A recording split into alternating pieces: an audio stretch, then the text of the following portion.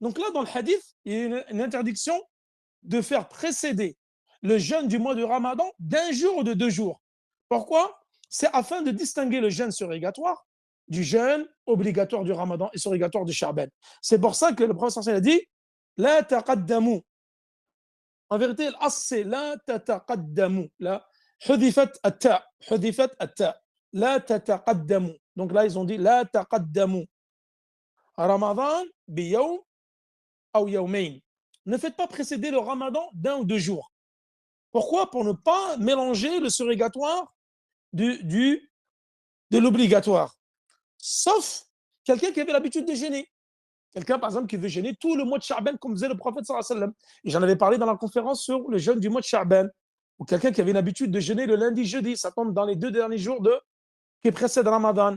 Alors lui qui avait cette habitude-là, lui, il lui est permis. Mais quelqu'un qui n'a pas l'habitude de jeûner, ça, nous l'avons vu dans le fait, par exemple, est-ce que c'est permis de jeûner après la quinzaine de Sha'ban? Ça, j'en ai fait une conférence que j'ai publiée sur le... Et nous avons vu que le hadith qui parle de l'interdiction de jeûner après la quinzaine, ce hadith, il est munkar. Abu Hatim, Ahmed, wa ghayruhum, ضعفوا هذا الحديث. Donc c'est un hadith qui est munkar, qui est faible. Donc on n'en tient pas compte. Et il est permis, bien sûr, de jeûner après la deuxième quinzaine de Sha'ban. Donc, أكثر أهل العلم ذهبوا إلى الكراهة. Beaucoup de gens de science sont partis comme quoi c'est un acte détestable. Et certains carrément ils ont dit c'est interdit. Interdit. Pourquoi? Parce que le hadith il a dit لا تقدموا.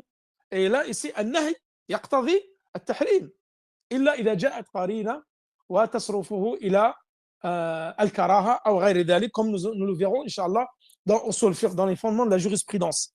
والتحريم ça c'est un قول de بعض الشافعية واختاره الإمام الصنعاني.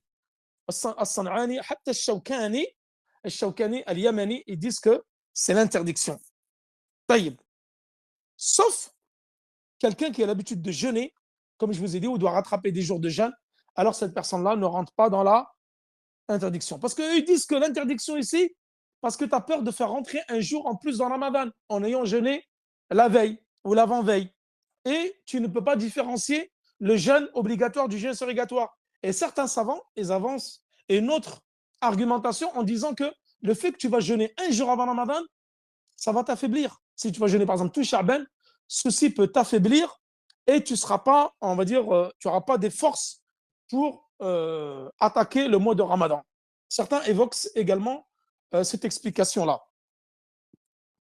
Ils disent c'est mieux de ne pas jeûner 1 ou 2 jours avant Ramadan, comme ça te permet de reposer ton corps pour pouvoir attaquer le mois de Ramadan avec force, avec sérénité.